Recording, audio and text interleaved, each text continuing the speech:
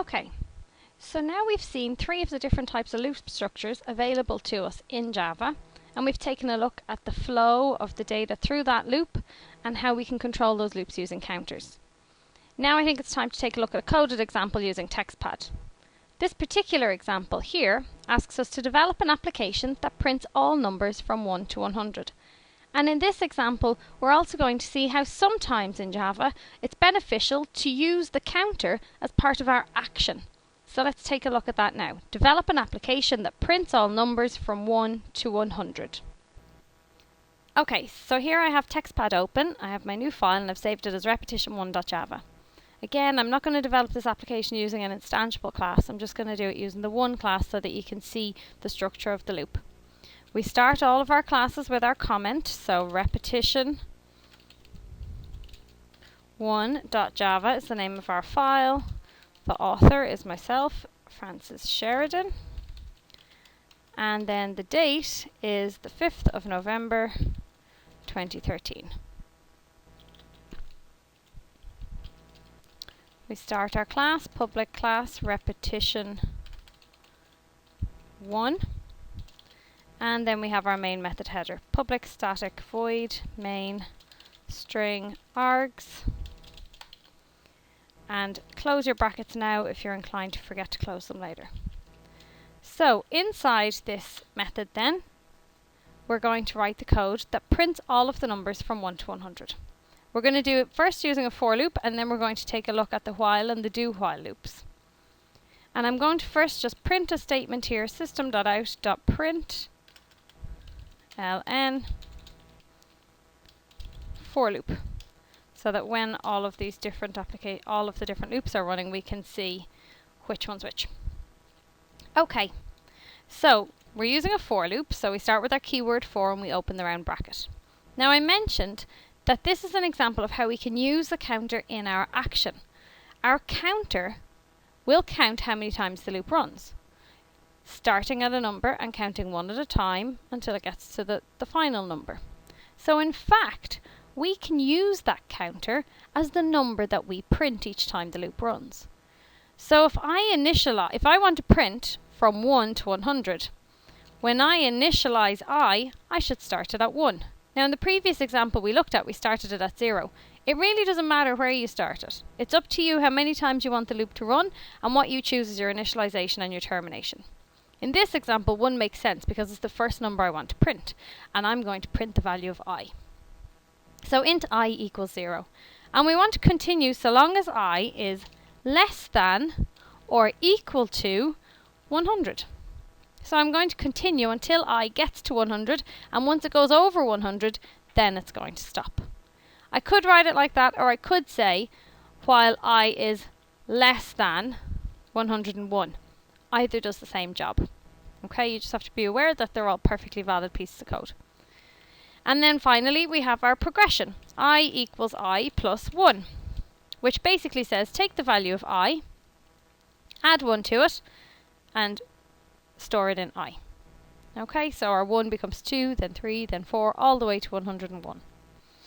Some of you may have also seen this particular progression written as I plus plus, which is also a perfectly valid way to write it.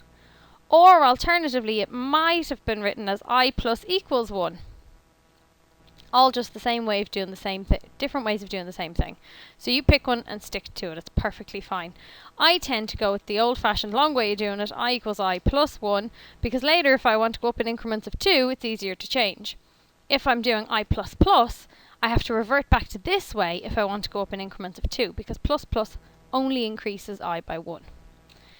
Okay, so inside of my loop then I need my action, system.out.println, and in here I'm simply going to print the value of I, and then close my curly bracket. So I starts out as 1, it checks is that less than 101, and it is, so it prints the value of I. Then we increase I becomes 2, we check if that's less than 101, if it is, we print I.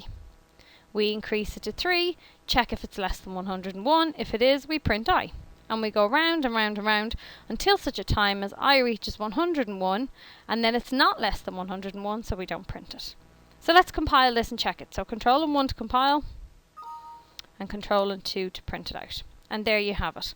And if I scroll back up here, you'll see we have our heading for the for loop, and then we have all of the numbers 1 right the way through to 100. So let's take a look at the same piece of code now, but using a while loop. Again, I'll start with my heading system.out.println while loop.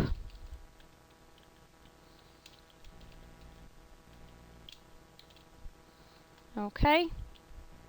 So when we start our while loop, we start with our initialization, int I equals 1, because that's where the first number we want to print. We use our keyword while, and then in the brackets we have our termination. I is less than or equal to 100. So I'm going to just use a slightly different termination to the last time to keep all the examples together. So while I is less than or equal to 100, close our round bracket and open our curly bracket. Inside here then we have our action, system.out.println I, and then we have our progression, I equals I plus 1, or I plus plus, just so that we can see the different examples. And then we close our curly bracket. So we have our initialization, our termination, our action, and our progression. And again, if we compile this and we run it, you'll see now if I scroll up, we have our heading, while loop, and we print all of the numbers from 1 right the way down to 100. So let's take a look at the last loop structure that we looked at, the do while loop. I'm going to just pop in my heading, system.out.println